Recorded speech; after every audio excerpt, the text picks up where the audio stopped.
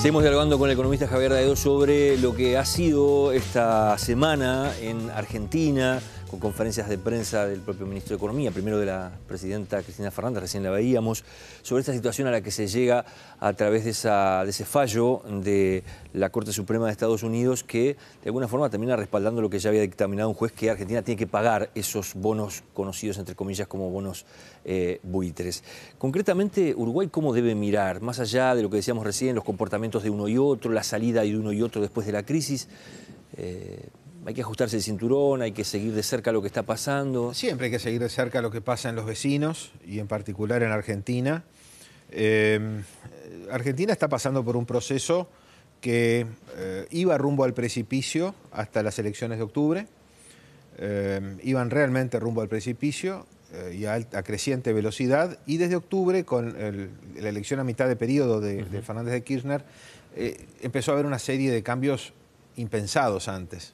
¿En qué cosas? ¿Qué ejemplos puedes poner? Esta negociación con el Club de París de estos días últimos, sincerar, aunque sea inicialmente, ahora ya no, de nuevo se han desviado con el IPC, sincerar los datos del producto, una política monetaria más ortodoxa con un aumento de tasas de interés, la corrección cambiaria del mes de enero, empezar a recortar los subsidios absurdamente exagerados que tienen para los servicios públicos, determinadas pleitos que tenían en el marco del CIADI, una actitud más positiva respecto a la que tenía antes, y así podríamos seguir con un montón de cosas. Reconocer que la confiscación de Repsol YPF había sido tal y por lo tanto dar una indemnización a cambio de aquella decisión cuando primero se había dicho que no se iba a hacer.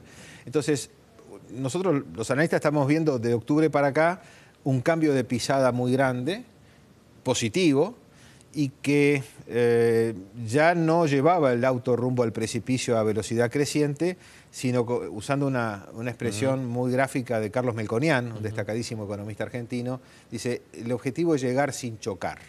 Melconian dice siempre, están tratando de llegar sin chocar a fin del año que viene, que hay elecciones finales, y pueden hacerlo si siguen por este camino. Necesitan una inflación muy alta para cerrar los números fiscales, porque tienen un déficit muy grande y lo financian con impuesto inflacionario. En fin, pero uno veía un camino que ya podía decir, bueno, al precipicio ya no se caen, pueden no caerse.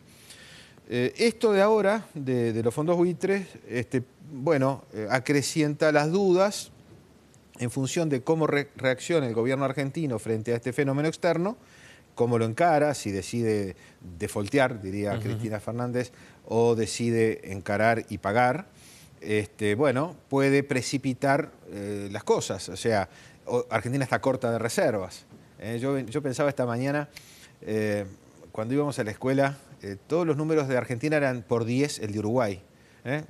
3 millones, 30 millones, más o menos, todo era más o menos 10-1. Bueno, hoy Uruguay tiene 17.000 millones de reservas. Argentina tiene 28.000.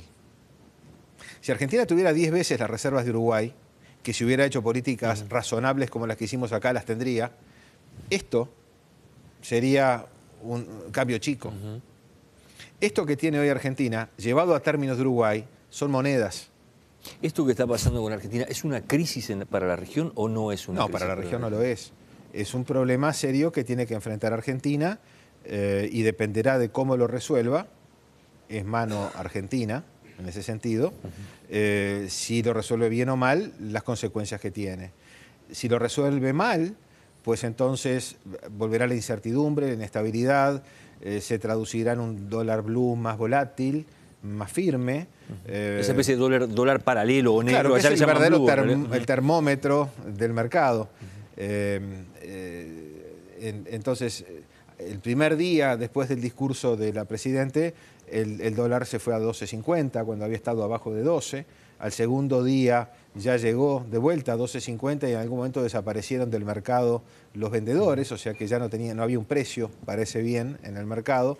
Entonces, yo diría que ese es el indicador termómetro que tenemos que seguir desde acá para ver cómo van las cosas allá, sabiendo además que nos pega. ¿Cómo nos pega? Y nos pega a través de ese dólar blue casualmente. Porque si mañana el dólar blue se va a 16, se va a poner muy barato de vuelta a Argentina, como estuvo en mayo del año pasado, que todo el mundo iba de compras. Después se encareció porque el dólar dejó de subir y a su vez hubo mucha inflación en Argentina. Pero si ahora esto lo manejan mal y el dólar va a 15, va a 16, va a ser otro momento en el cual vamos a tener ahí un competidor del comercio local uruguayo bastante complicado. Uruguay le pegó muy duro en el 2001 la importante presencia también de capitales argentinos acá, ¿no? Sí. Con dinero a la vista. ¿Esa situación ha cambiado? Totalmente. Los economistas decimos que el canal financiero es tradicionalmente era un canal de posible contagio desde Argentina. Ese canal hoy ya no existe como tal. Los argentinos tienen hoy en Uruguay unos 4.000 millones de dólares que están depositados en los bancos, disponibles, no están prestados, como en el pasado se prestaban internamente y por lo tanto era más difícil recuperarlos para repagarlos si venían a buscarlos. A ver, si mañana de tarde vienen los argentinos a buscar esos 4.000 millones, se los llevan en el momento y los bancos uruguayos ni pestañean. O sea, nada que ver con lo que pasó hace 12 o 13 años. Bien, hablemos un poco de la economía uruguaya. Se han conocido datos del Producto Bruto Interno en el arranque del trimestre. ¿Con qué hay que comparar? ¿Con el trimestre anterior o hay que comparar con el primer trimestre del año pasado? Esa es una pregunta típica de no economistas a economistas. Sí, los dos números son relevantes. El Producto Uruguayo del primer trimestre fue 0,4% peor que el del cuarto trimestre del año pasado. Pero a su vez fue 2,4% mejor que el de hace un año. Por eso parece como que uno pudiese optar en la mirada en ese caso. No, porque son complementarias y en ambos casos dicen lo mismo, que estamos en un proceso de desaceleración. Porque si en vez de comparar primero contra primero, comparamos cuarto contra cuarto, daba más de 4%. Entonces, al caer en este primer trimestre, ese crecimiento contra el mismo periodo del año anterior se achica mucho. Estamos en un momento de desaceleración. Y no podemos sorprendernos de eso. Argentina está en recesión. Argentina está, este año las estimaciones, antes de este lío de los fondos buitre, hablaban de una caída de entre 1 y 2% del producto en Argentina. En Brasil, que hay encuesta todos los lunes, en el Banco Central de Brasil, está dando un crecimiento de poco más del 1% como proyección para este año y vienen bajando semana a semana. Entonces, Argentina cayendo 1,2%, Brasil subiendo 1 y monedas. ¿Cómo podemos imaginar seguir creciendo al 4%? Es imposible. ¿Qué es lo que está jugando en esta situación de la región? ¿Por qué se está dando esa caída? Porque estamos en un momento de fin de ciclo a nivel internacional. Nuevamente la Reserva Federal decidió recortar en 10.000 millones de dólares en estas horas el monto de compras de bonos, para expandir la cantidad de dinero, que la viene expandiendo cada mes a un ritmo más bajo, hasta que un día va a dejar de expandirla y va a empezar a contraerla. Los datos de inflación y de empleo dan lugar a esa política.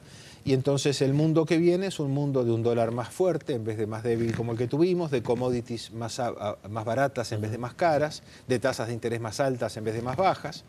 Entonces, bueno, para los países emergentes como los nuestros, viene un nuevo tiempo de no tan fulgurante como el que tuvimos en los últimos 10 años. Eso, en toda esta historia tuvo que ver mucho que ver China. Eso, ¿cómo observas? Sí, China también está desacelerando casualmente. Este mismo contexto que yo estoy describiendo que se viene, también augura para China una desaceleración, que en vez de crecer a 11, crece al 7. Y a su vez se espera que en algún momento futuro, no tiene fecha, pueda crecer aún menos en el marco de un cambio de modelo de crecimiento. Un modelo de crecimiento que venía basándose en una inversión pública sin medir su rentabilidad y su retorno, a un modelo de crecimiento más occidental basado en el consumo privado. Bien, para ir cerrando, ¿cómo se debe observar esto? Pensando que tenemos elecciones este año, que es un año electoral, siempre son años diferentes. ¿Cómo se debe pensar el año que viene, por ejemplo? Yo diría que, no por pensamiento propio mío, que excede un poco mi profesión, lo que tú me preguntás, pero hablando con algún politólogo amigo y peloteando cada uno desde su disciplina, tenemos la impresión de que la economía no va a pegar en la elección. Como que... o por lo menos no va a pegar negativamente para el partido de gobierno. Venimos de años muy buenos en materia de empleo, de salario, en fin, de crecimiento, de consumo, y eso no va a cambiar sustancialmente de aquí a la elección y por lo tanto no es un tema, digamos, desde el punto de vista electoral. Lo que sí es cierto, y en eso coinciden todos, el propio gobierno, de algún modo, si uno lo lee entre líneas, de que hay algunos desequilibrios en la economía uruguaya. Estamos con un déficit fiscal muy alto, que cuando uno dice, sí, un déficit de 3% del producto, bueno, el televidente dice, ¿y 3% qué es? Pero si yo le digo al televidente, son 1.550 millones de dólares, o 1.600 millones de dólares el déficit fiscal de este año, ahí el televidente entiende más y ve el orden de magnitud de que estamos hablando. Y eso significa tener que financiar déficit con más deuda, que van a tener que pagar quienes vengan más adelante. Entonces, ese desequilibrio hay que encararlo. Tenemos un desequilibrio con una inflación muy alta en una economía de pleno empleo y tenemos un desequilibrio también en materia de atraso cambiario. En fin, el nuevo gobierno va a tener que encarar estas cosas. Yo creo que lo va a poder encarar sin urgencias, sin prisa, pero sin pausa. Dinero hay. Lo que se dice por allí, por lo menos dinero, colchón hay. Bueno, ¿no? justamente, eso es bueno. Es bueno que haya un colchón para poder tomar las decisiones correctas sin estar urgido por las circunstancias, como están nuestros vecinos. Lo que pasa en Argentina, que no tienen reservas y se les cae la estantería con una cosa de esta.